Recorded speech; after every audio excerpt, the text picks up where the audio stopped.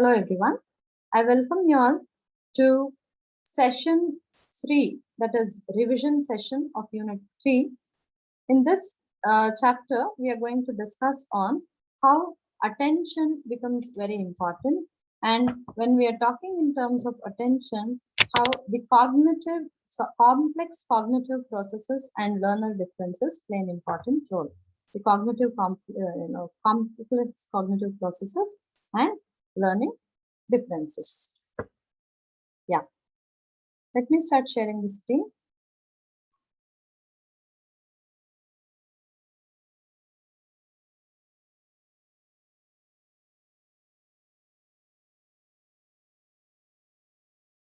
Okay, so the complex cognitive processes and learner differences. Okay, so attention is a very basic and fundamental aspect in any cognitive activity. Attention is focusing of mental resources. Children allocate their attention in different and executive ways. Psychologists have labeled these types of allocation as selective attention, divided attention, sustained attention, and executive attention. The different types of attention are explained as follows. First one is selective attention, when the child is focusing on a specific aspect of experience that is relevant while ignoring others that are irrelevant. Focusing on one voice among many in a crowded room or in a noisy restaurant is an example of selective attention. So ಅವಧಾನ ಅಂತಂದಾಗ ನಾವು ಮುಖ್ಯವಾಗಿ ವಿದ್ಯಾರ್ಥಿ ಹೇಗೆ ತನ್ನ ಅವಧಾನವನ್ನ ಕೇಂದ್ರೀಕರಿಸ್ತಾನೆ ಅನ್ನೋದು ಬಹಳ ಮುಖ್ಯ ಆಗುತ್ತೆ. ಇದರಲ್ಲಿ ಸಾಕಷ್ಟು ರೀತಿಯಾದಂತಹ ಅವಧಾನದ ಬಗ್ಗೆ ಮಾತಾಡ್ತಾ ಇದೀವಿ. ಮೊದಲನೇದಾಗಿ ನಾವು ಸೆಲೆಕ್ಟಿವ್ ಅಟೆನ್ಷನ್ ಬಗ್ಗೆ ಮಾತಾಡಿದ್ವಿ. ಅಂದ್ರೆ ಸಾಕಷ್ಟು ಸದ್ದು ಅಥವಾ ಗದ್ದಲ ಇರುವಂತಹ ಒಂದು ಜಾಗದಲ್ಲಿಯೂ ಕೂಡ ಯಾವುದೋ ಒಂದು ಕರೆಗೆ ಅಥವಾ ಯಾವುದೋ ಒಂದು ಧ್ವನಿಗೆ ನೀವು ಹೋಗ್ಬಿಡ್ತೀರಾ ಅಂತಂದ್ರೆ ಅಲ್ಲಿ ಸೆಲೆಕ್ಟಿವ್ ಅಟೆನ್ಷನ್ ಆಗ್ತಾ ಇದೆ ಅಂತ ಅರ್ಥ. Divided attention, which involves concentrating on more than one activity at the same time. If you are listening to music while you are reading this, you are engaging in divided attention. So any two activities you are trying to divide your attention, that is divided attention. ಯಾವ್ದಾದ್ರು ಎರಡು ಕೆಲಸಗಳನ್ನ ಒಟ್ಟೊಟ್ಟಿಗೆ ಮಾಡ್ತಾ ಎರಡು ಕಡೆ ಅವಧಾನವನ್ನ ಕೇಂದ್ರೀಕರಿಸೋದನ್ನ ನಾವು ಡಿವೈಡೆಡ್ ಅಟೆನ್ಷನ್ ಅಂತೀವಿ. ಸಸ್ಟೈನ್ಡ್ ಅಟೆನ್ಷನ್ ಅಂದ್ರೆ ಅವಧಾನವನ್ನ ಹೆಚ್ಚು ಹೊತ್ತು ಒಂದೇ ಕಡೆ ಕೇಂದ್ರೀಕರಿಸೋದನ್ನ ನಾವು ಸಸ್ಟೈನ್ಡ್ ಅಟೆನ್ಷನ್ ಅಂತೀವಿ. It is the ability to maintain attention over an extended period of time. Sustained attention also called as vigilance. Staying focused on reading this chapter from the start to the finish without interrupting is an example of sustained attention. Lastly, we talk about executive attention. It involves action planning, allocating attention to goals, error detection and compensation, monitoring progress on tasks, and dealing with novel or difficult circumstances. So this is executive attention. Executive attention involves everything. It involves selective attention, divided attention, and sustained attention, and that is how it is called as executive attention. So executive attention ಅಂದಾಗ ಅಲ್ಲಿ ನಾವು ಒಂದು ಕಡೆ ಆದ್ರೂ ನಮ್ಮ ಗಮನವನ್ನ ಕೇಂದ್ರೀಕರಿಸಬಹುದು ಅಥವಾ ಎರಡು ಮೂರು ಕಡೆ ನಮ್ಮ ಗಮನವನ್ನ ಕೇಂದ್ರೀಕರಿಸಬೇಕಾಗುತ್ತೆ. ಕೆಲವೊಂದ್ಸರಿ ಬಹಳ ಸಮಯದವರೆಗೂ ನಾವು ನಮ್ಮ ಗಮನವನ್ನ ಕೇಂದ್ರೀಕರಿಸಬೇಕಾಗುತ್ತೆ. When we talk in terms of the developmental changes, how attention improves over the period of our lifespan, some important changes in attention occur during childhood. The length of time children can pay attention increases as they get older. The toddler wanders around, shifts attention from one activity to another, and seems to spend little time focused on any one object or event.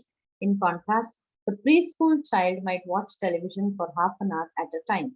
Preschool children's ability to control and sustain their attention is related to school readiness. Control over attention shows important changes during childhood. External stimuli are likely to determine the target of the preschooler's attention. What is salient or obvious grabs the preschooler's attention.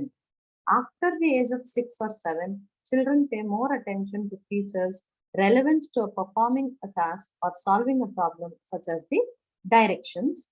Thus, instead of being controlled by the most striking stimuli in their environment, older children can direct their attention to more important stimuli.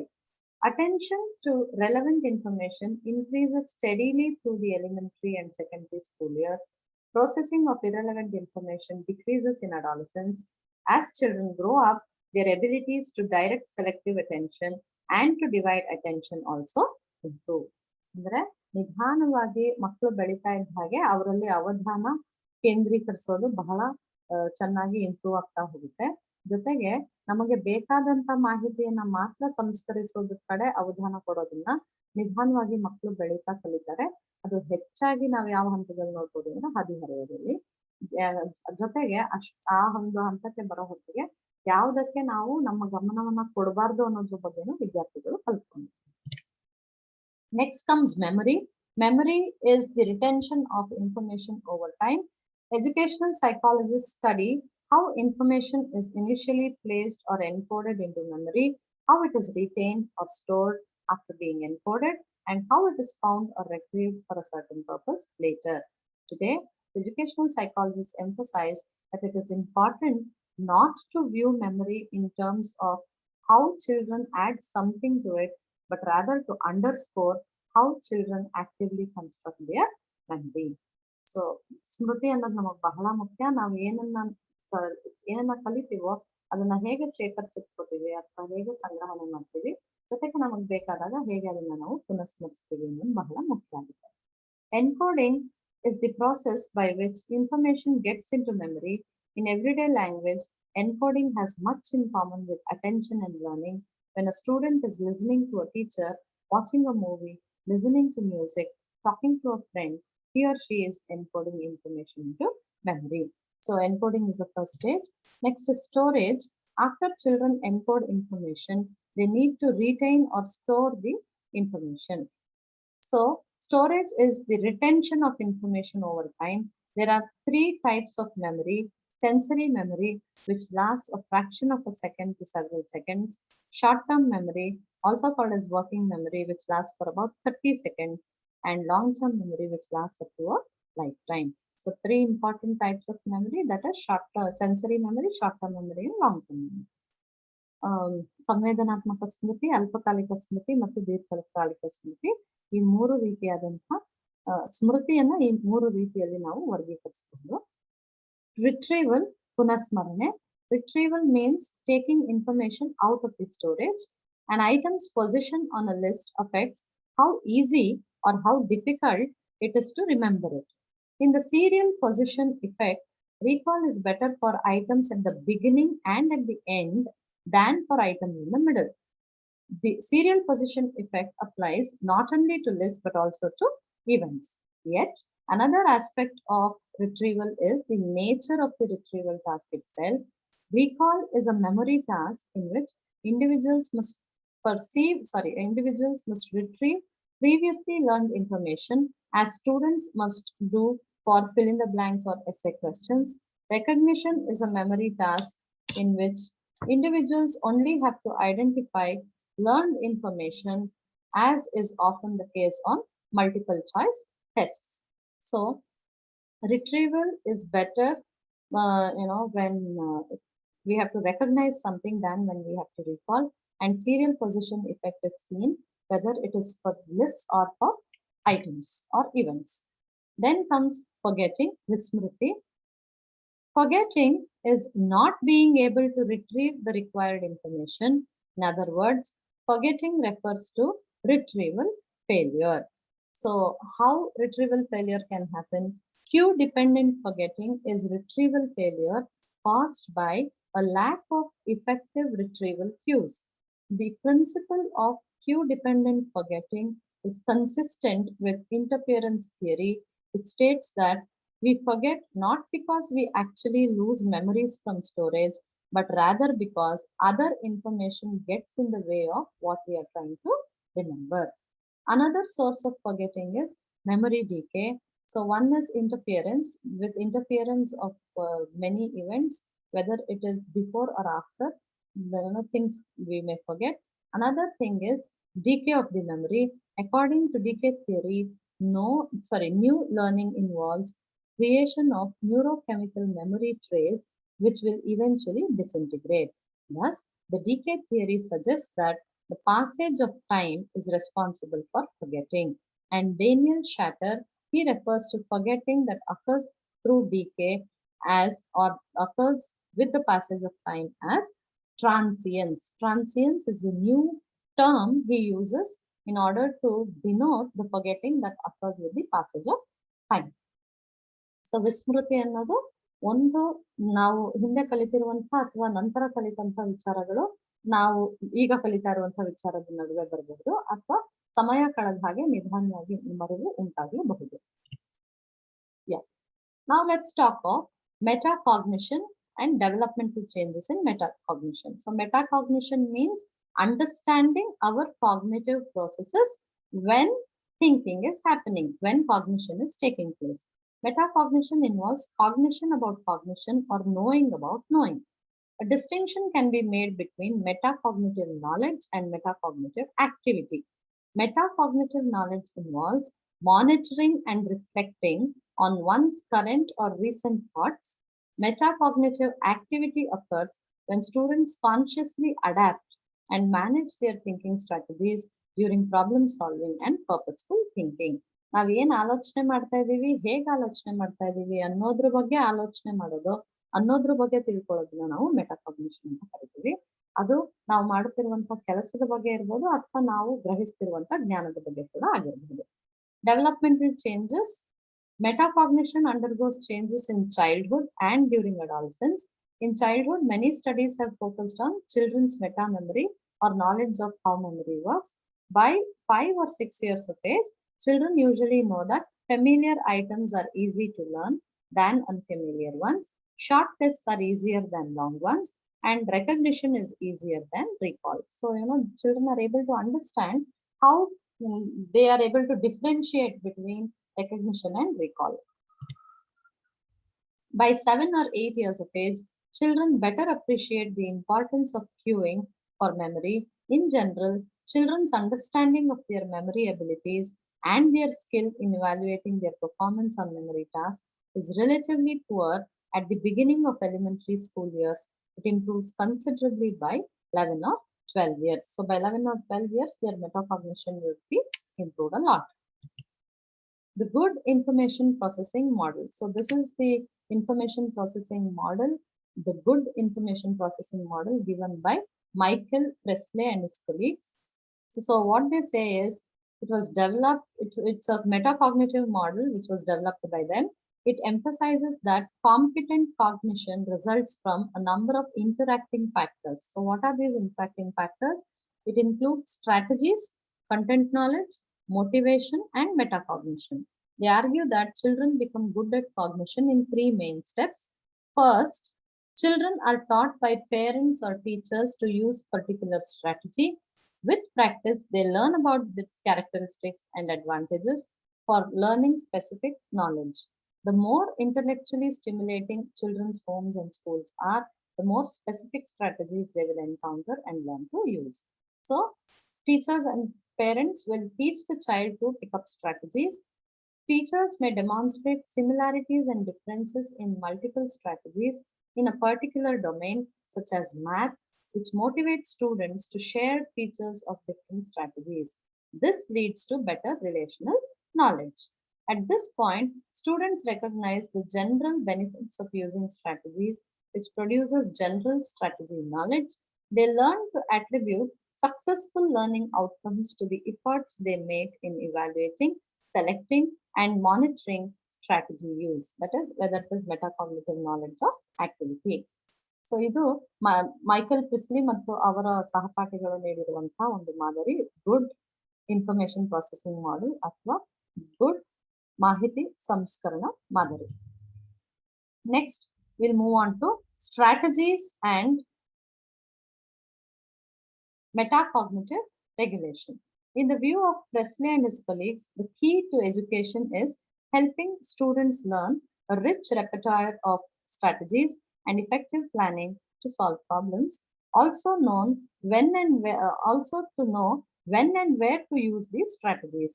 Understanding when and where to use strategies often results from the learner's monitoring of the learning situation. An important aspect of metacognition is monitoring how well one is performing on a task. Presley and his colleagues recommend that teachers have to help students uh, strategies are a key aspect of solving problems. So that is one. Next, they have to model effective strategies for the students. Give, Teachers have to give students many opportunities to practice the strategies. They have to encourage students to monitor the effectiveness of their new strategy in comparison with the old one. Give enough time for students to learn the strategies, considering the individual differences in learning. Understand that students need to be motivated to use these strategies, and encourage students to use multiple strategies, finding what works well with them in what situations. Concept formation, understanding concepts, process of concept formation, and when we talk in terms of this, when we are understanding concepts, Morgan tries to define the concept as the concept is a process of representing a common property of objects or events.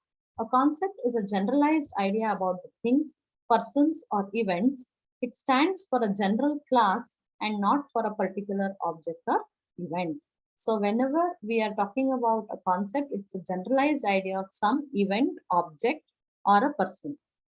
When we talk in terms of process of concept formation, it has three important phases. One is perception, second one is abstraction, and the third one is generalization. Perception, experiences or learning in any form is the starting point of the process of concept formation. Our perceptions or imaginary experiences, formal or informal learning, provide opportunities for getting mental images of the things, persons, or events. So this is regarding perception. Next is abstraction. The mind analyzes these images and synthesizes what is common to all, neglecting what is merely particular. This process of observing similarities and commonness is named as abstraction. Third, generalization, that is after making such observation in the form of abstraction number of times, the child is able to generalize or form a general idea about the common properties of some objects or events. On account of this generalization, he will develop a concept about these things or events. Yeah, that was regarding concept formation. ಸಂಪ್ರತ್ಯಯ ರಚನೆ ಬಗ್ಗೆ ತಿಳ್ಕೊಂಡ್ವಿ, ಸಂಪ್ರತ್ಯಯ ರಚನೆಯ ಹಂತಗಳ ಬಗ್ಗೆ ತಿಳ್ಕೊಂಡ್ವಿ. ಈಗ ನಾವು ಸೃಜನಾತ್ಮಕ ಆಲೋಚನೆ ಬಗ್ಗೆ ಮಾತಾಡೋಣ. ಮತ್ತೆ ಸೃಜನಾತ್ಮಕ ಆಲೋಚನೆಯ ಹಂತಗಳು ಯಾವುವು, ಯಾವ ರೀತಿ ನಾವು ಸೃಜನಾತ್ಮಕತೆಯನ್ನ ಬೆಳೆಸೋದಕ್ಕೆ ಯಾವ ರೀತಿಯಾದಂತಹ ತಂತ್ರಗಳನ್ನ ನಾವು ಬಳಸಬಹುದು ಮಕ್ಕಳಿಗಾಗಿ ನಾವು ಶಿಕ್ಷಕರು ಅನ್ನುವಂಥದ್ದು. Creative thinking. An important aspect of creative thinking is to be able to think creatively.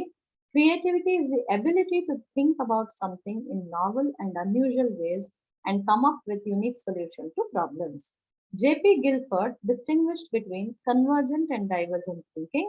Convergent thinking is that which produces one correct answer to a question and is characteristic of the kind of thinking required on conventional intelligence tests. Divergent thinking is that which produces many answers to the same question and is more characteristic of creativity. So when we say creativity, it is more in terms of divergent thinking. Steps in creative thinking.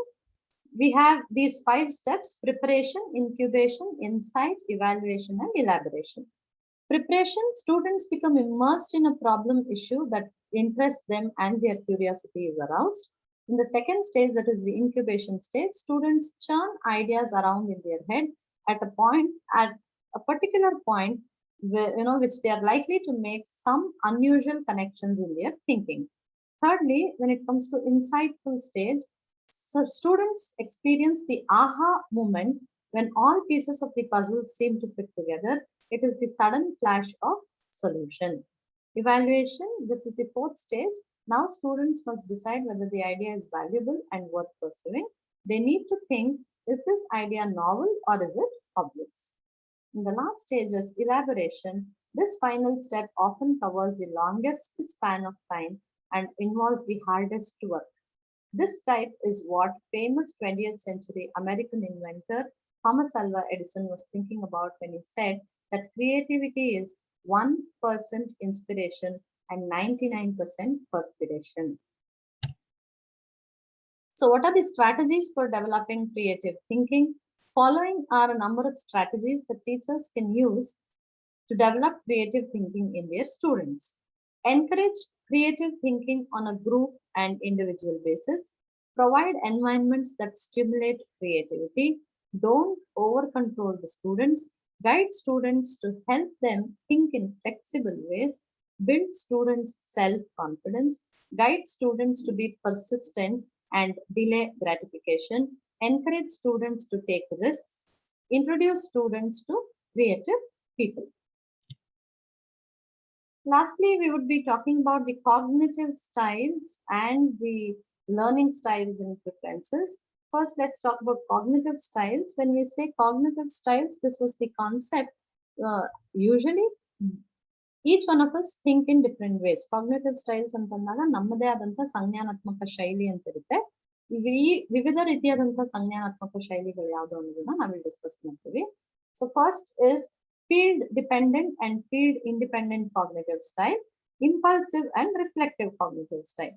So when we say field dependent cognitive style, okay, mainly this was the concept which was first introduced by one of the person called as Herman Witkins, if I'm right. Yes, he was Herman Witkin, who actually saw that certain air pilots would fly into a blank of clouds and fly out upside down without realizing that they had changed the position. His research on how people separate one factor from the total visual field identified the cognitive styles of field independent and field dependent cognitive style. So, children who are field dependent, they cannot think about the aspects, as separate parts. They can only see it as a whole, and they tend to perceive a pattern as a whole, not separating one element from the total visual field. They have difficulty in focusing on one aspect of a situation. So such children can always, study literature, history, and such things which need a lot of connections when they study. Field independent cognitive style people, they can perceive or process information in a different way. They perceive separate parts of a total pattern and are able to analyze a pattern according to its components. So such children would be able to learn or study science and maths better. And when we talk in terms of impulsive and reflective cognitive style, it is about how impulsively, without even thinking, children behave. They try to answer very quickly, but most of the time they make mistakes. But reflective children, though they reply slowly, they take time to reply, they still they tend to make less mistakes. So, slowly, children start becoming more reflective by the time they come towards their adolescence. Next is learning styles, that is deep and surface styles. So when we come to learning styles are approaches to learning and studying. There are many different learnings, so motivation styles, but deep and surface approaches to processing information in learning situation unites most of the styles. So when children are trying to process the information, either they will process the information at a deeper level, understand it, and then they try to perform on that particular task. That is called as deep, deep learning style. And when we say surface approaches to processing information, just for the sake of learning, just for the sake of getting marks, they study, they keep it in their short-term memory, write it in the exam, they finish off, and that is called as surface processing approach or surface style. Then we talk in terms of the learning preferences. Learning preferences are individual preferences for particular learning modes and environments. Children could be, they could be having preferences for where, when, with whom, or with what lighting, food, or music you like to study.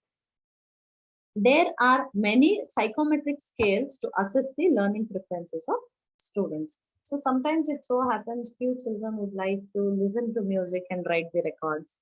or few children might like to keep eating something and reading. Few children would like to read in dim light. Few children want bright light and a bigger space to learn. So like this, you have a lot of learning preferences with the children have. So we have discussed regarding what does attention mean. Okay. So attention and meaning and types of attention, then the developmental changes that take place in attention, memory, which involves encoding, storage, and retrieval, also forgetting. Then we spoke of metacognition and the developmental changes that take place during metacognition. Then the good information processing model given by Michael Priestley and his colleagues. We spoke of the strategies and metacognitive regulation. Then what is concept formation? The process of concept formation. Then what is creative thinking? The steps of creative thinking and strategies for developing creative thinking. We also spoke of the cognitive styles, that is the field independent and field dependent cognitive style, impulsive and reflective cognitive style. We also spoke of the learning style, that is the deep learning style and surface learning style.